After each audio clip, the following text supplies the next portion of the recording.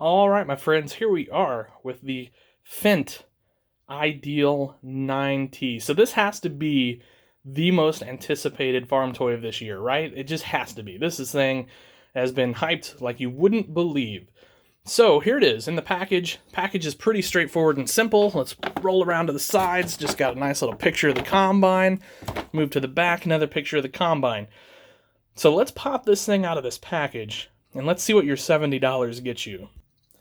Alright guys, so here it is out of the package. So first and foremost, I would love to have seen a 16-row head, by the way, on this thing. But we get the, kind of classic 12-row here. But with that said, it's a pretty decent looking 12-row head. If we roll around to the side, we've got the Fendt logo on the side. You can sort of see some drive chains, and then the PTO shaft is sort of cast into there, but not really much detail as far as that goes. And this is just going to snap onto your Ideal combine. Now, we check out the header. Of course, this is a draper. What's cool about this, these fingers, they can kind of pivot a little bit, and this rolls pretty freely. I do love the red markers on your end here. Of course, we got the Fendt on the side. The back of this thing gets a little more detail, guys. We got some gearboxes, drive boxes, things of that nature, and still the PTO's cast in, but here it at least bumps out a little bit, so that's cool. Underside is just bleh. But you can kind of see some cutter action detail going on there, and then here's what your draper looks like. So you've got your horizontal belts and then your intake belt there. Those all look pretty good in general.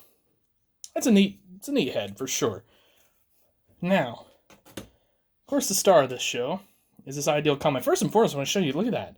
These tracks pivot something crazy. But so I guess that's the first thing I wanted to show you guys. So graphics are great, nice and crisp on your Fendt and your Ideal. You can probably tell already from this picture, the rear end does steer. So that's kind of neat. You don't have to worry about adding that detail. And this thing's pretty packed with details in general. Handrails galore. Here. We've got our flasher back there.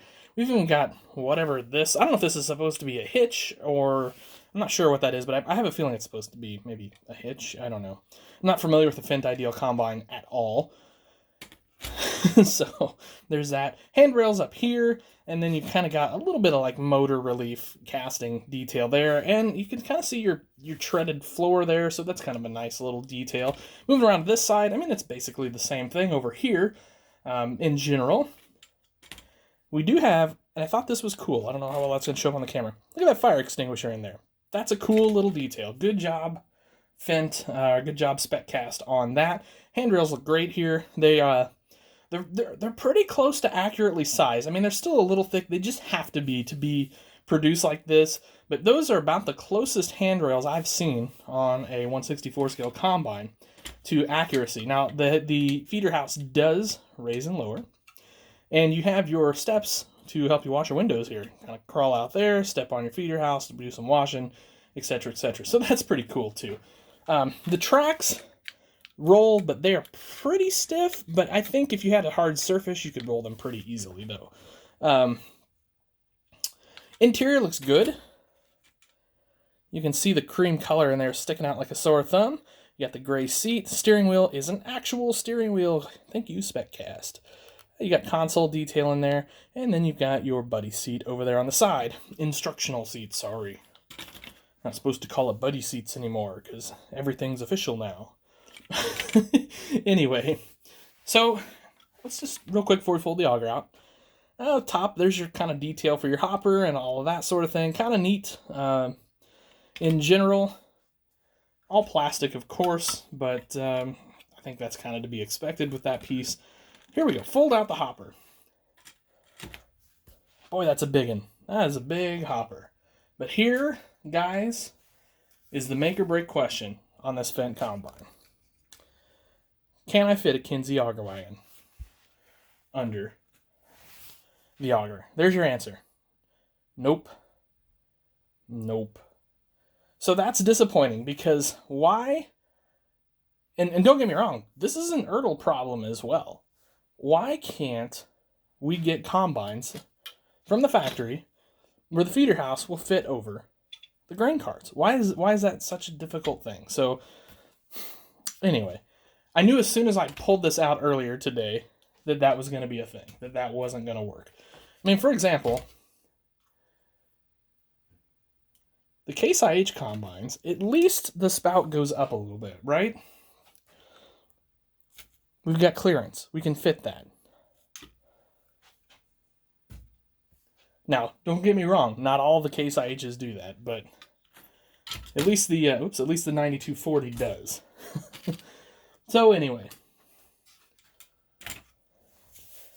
so that's my gripe. That's my big gripe. So you can't use this on your farm toy display and have it look good without modifying this. And I suspect to modify this means popping this casting open and reworking that joint in there a little bit. So, in my opinion, those are big points off, because that is kind of like the number one most important thing of the combine, right? Is that it can unload into something else. And if you have a Fendt 9T Ideal, that something else is going to be a really big grain cart. So, anyway, I don't want to rag on it too much, but that was a huge disappointment for me when I saw that. It's because they went to all this work. Everything looks really great. This is a really nice looking combine, and then they kind of dropped the ball there on maybe the most key detail of the whole thing. So, anyway, I don't want to sound too disappointed, because I'll be honest, at the end of the day, this is still a great combine. So, I kind of feel like for a $70 combine, that should work. Okay, I'm over it. Other than that, fantastic combine. I'm going to pause real quick. I'm going to stick that Draper head on here so you guys can see what that looks like. So in case you were wondering, to snap that on, it's very stiff. I mean, that thing's not coming off once you've got it on, so that's nice.